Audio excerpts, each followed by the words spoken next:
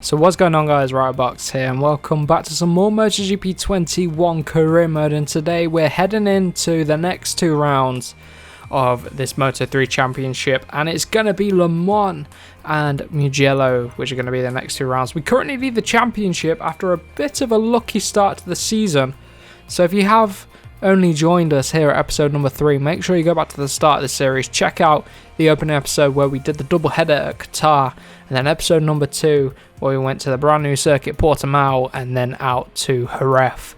So you can see we're currently leading the championship. As I say, we're doing plenty of upgrades on this bike at the minute, so we're going to keep the momentum going really. I'm going to save up for either one of these. Need another 400 R&D points, and over here we need to get some staff on research for the engine, so let's get them on.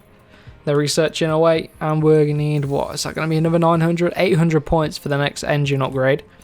So we're going to get that going. We've got some staff for technical, but I'm going to leave that for a little bit. I don't want to keep upgrading the staff. We'll do that probably about mid-season, maybe about episode number 4 or 5. But let's get in them to Le Mans. We're going to be heading to Le Mans and then out to Mugello. So we made it through Q1. I didn't show Q1, but we made it through Q1 just over Foggier by about half a tenth of a second, so it's pretty close. So we're going to be fighting probably for the third row based on the times in Q1. So what I'm going to do, I'm going for a medium front hard rear tyre combo for the race. So I'm running soft front and a medium rear for quali. So that should do us nicely. Let's skip on in a little bit and then we'll go out on track. Maybe we'll go for 2 runs, maybe we'll go for 1 run. Let's just go for 1 run. Soft front, medium rear, that should do us nicely. And we can do 2 laps if we need to. But let's go, Q2. Let's see if we got ourselves on the second row at least. Because we're trying to... We are trying to do decent. We're trying to get a ride in Moto 2. I don't know if we're going to be able to take the World Championship in Moto 3. I think we got lucky with the start. We've been consistent, which the AI haven't been at times, so that's why we're in a really strong position. But it should pay off for later in the season. But let's see what we can do anyway. Can't write off anything.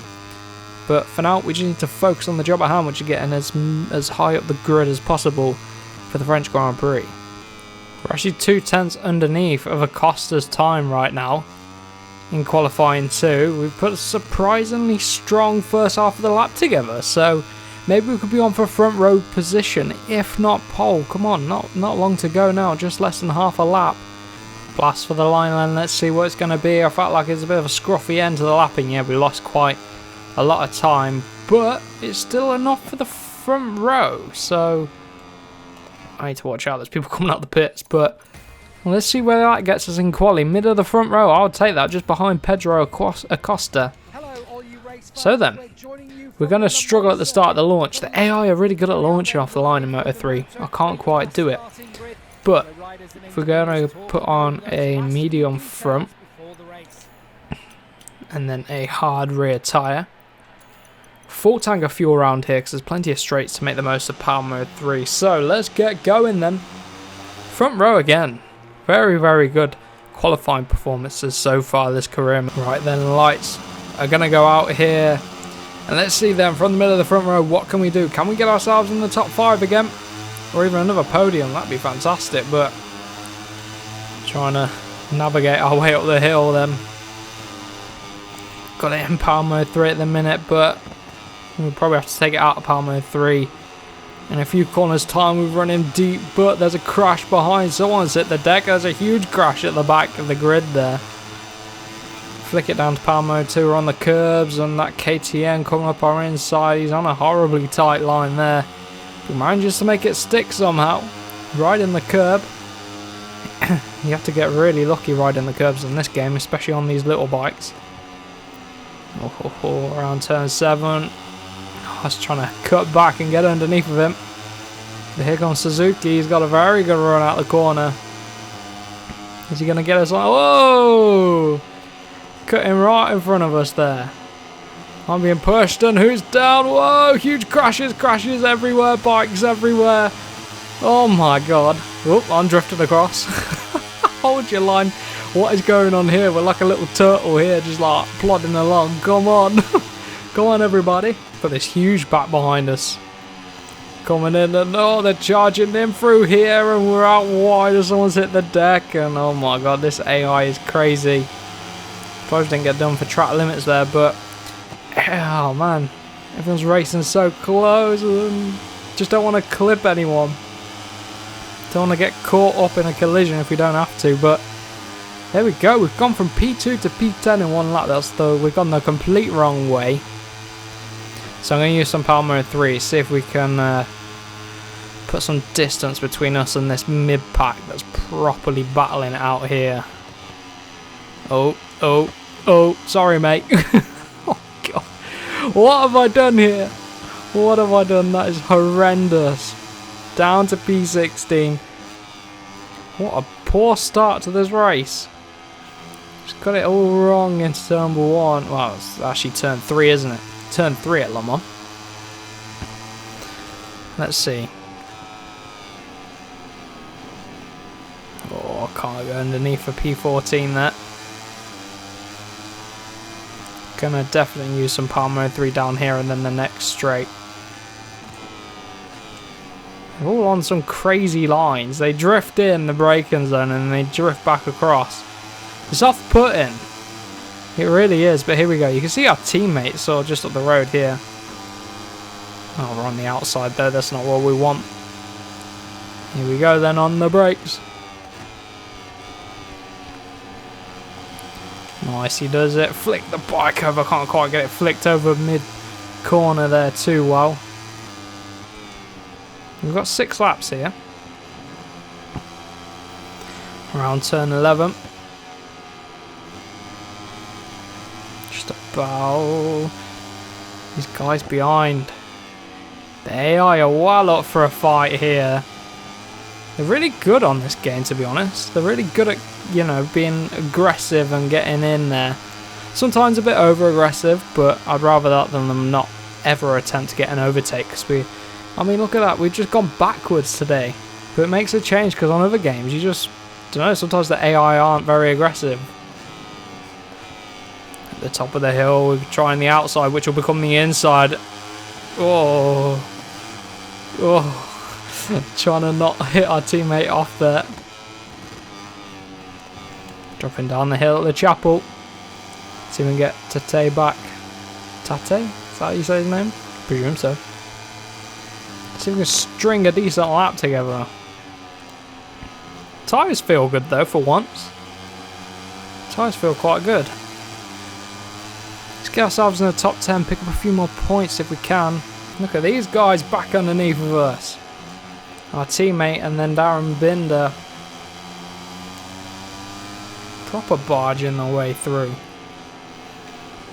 Around the final 2 corners then. Binder's through. I mean, he's a little bit far down. You'd expect him to be a little bit further up, I think. But he's going to be trying to carve his way up through the grid. We haven't got any sort of lightning quick pace here today. Probably struggling around to try and get in the top 10. Here we go. Go around the outside to become the inside for turn 3. Trying out these different lines, but Darren Binder's back through. Not making it easy for us, is he?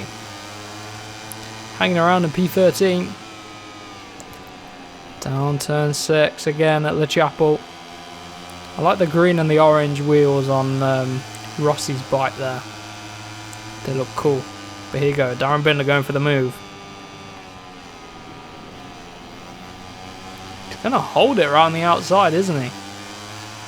Get back in that power mode 3. Let's see if we can go on the charge, get past Rossi. They're all going to drift across in that braking zone. It's really, really weird. I'm going to flick it underneath though. Take a nice tight line.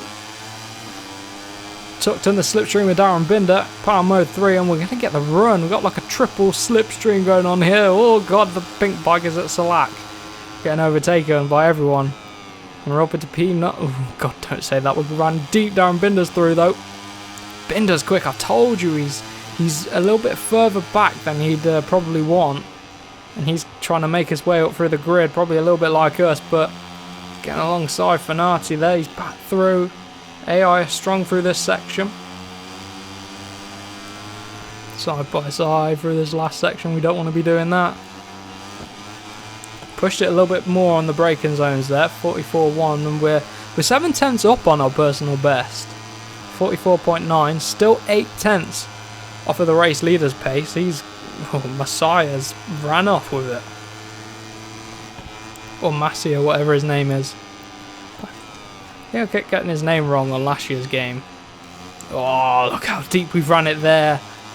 Trying to get alongside Darren Binder. That's really compromised us. Fenati's going to get right back at us. Doesn't need a second invitation to get back through. Down the hill of the chapel. The tyres have definitely seen better days. Starting to squirm around, and the bike's starting to move around in some of these braking zones as we're just trying to push harder and harder as each lap goes by, and Fenati's rubbing us out wide there. Oh man, come on. He's going to drift across into me. Look at this. Someone's hit the deck there. Fenati's coming back up the inside. Someone's crashed. Who is it? It's Foggier on the Leopard. Let's go Power Mode 3. Keep Fenati at bay, but we're in the top 10. We're in P9. This isn't a bad result, to be honest. We are really having to push, though, to... Oh, look at that. Huge corner cut. Track limit warning. Track limit warning. Right, then. We've got to try and close down Foggier. Binder's been carving his way through the grid. We've sort of been following him, and it's paid off a little bit, hasn't it? And I'm running deep there in these final two corners. Oh, that's awful line. Huge track limits warning. 2 in the space of a sector. But the tyres haven't been too bad at all, really. Medium front, hard rear around here seems to be working. I will take that. But here we go then, at the top of the hill, into turn 3. Rear end sliding around. Gaining time though, that's the best. We've done that first sector, 3/10 under our personal best lap time. But again, pulling the brake lever and the rear end slipping around. The front is sliding as well a little bit. Let's keep on going. Gonna have to watch the fuel in a minute, but we've got some good race pace, but not brilliant. We have really good quali pace, but the AI aren't as strong in qualifying. Here we go then. It's drifting around in these braking zones. It's off-putting through this section from the AI. Here we go then. Power Mode 3. Slipstream on Foggier. Let's at least get P8 from him. Gonna go up the inside if I can hold it on the brakes. Don't think we'll get Darren Binder either, but we're gonna mount the pressure on. Not gonna give up. Riding those curves, come on. Keep it going.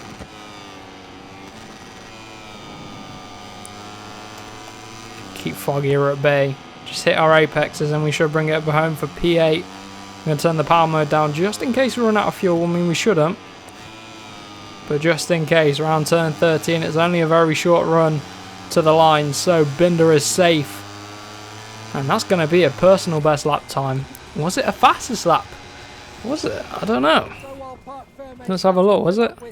It was, just about. Look at that, 44 flat on the last lap. Very, very nice there. So then, Riders' Championship, Darren Binder takes the lead from P7? How did he do that? But joint top with Darren Binder anyway. And we're not technically demoted, we're technically joint top. But we've got Alcaba just 3 points back, and then 4th place, 11 points back, is Massia, and then Rodrigo P5. So very good. Where's our teammate? Doesn't say here, but P2 joint top in the team championship as well. Very nice. So we're here in qualifying 2. Q1 we made it through with flying colours, but here in Q2 we're about 3/10 off so far, and we've only got a minute to go as everybody else is coming in the pits. They're giving up already. Even with a minute and a half to go. 201.8 is the time to beat. 201.6, brilliant. We were about 3/10 off. in that third sector, so we must have gained quite a bit in the final sector, but pole position so far. I doubt anyone's still out on track. I think people are just coming out or going back in, so that should be pole. Let's take a look, shall we? Pole position, but we know that the AI are weaker in quali, so bring on the race, and it's a different story, I think. So tyre wise then, we're going to have a look at a medium front and a hard rear tyre. We seem to be running that combo quite a lot, and it's working for us in the races, so I'm going to stick with it. Seems to be working with these Moto3 bikes and the circuits we've been to so far. But this is round number 6 in the championship, and we're joint top still, so let's see how we go then. Here we go then, lights are about to go out. Start on pole. Red Bull KTM gets a very good launch. Come across, see if we can cover him off. He's coming at us though, but our start is better.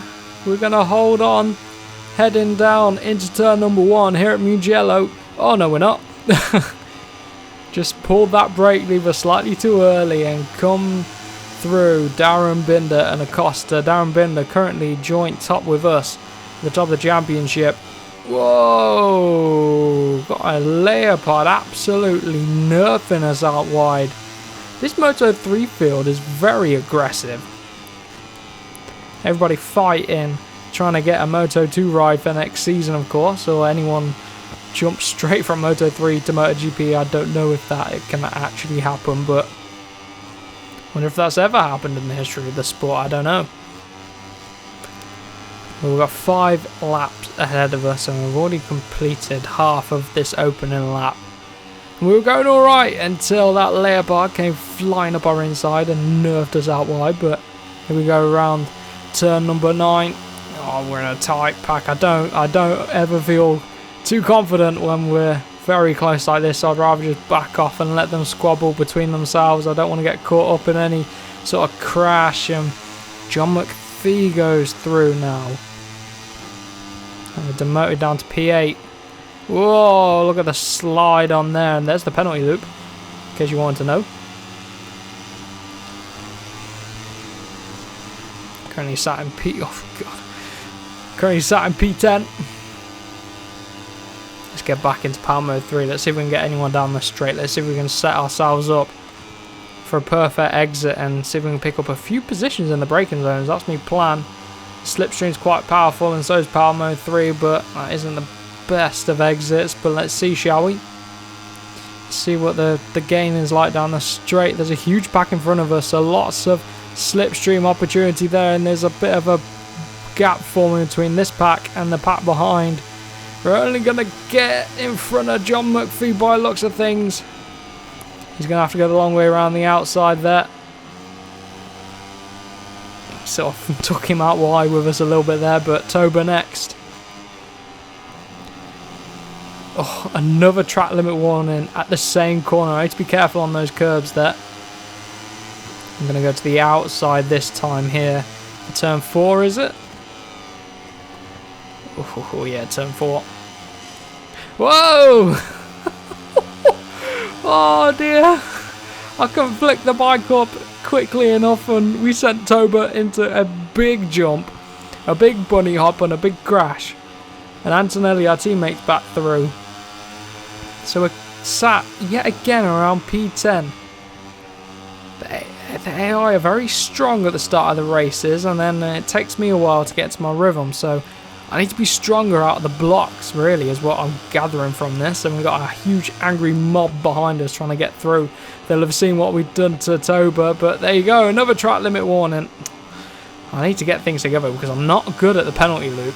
I tell you that for free. I've tried it a few times in a few offline sort of races and a few practice sessions here in career mode, and I tell you what, the penalty loop is a tricky old thing to master.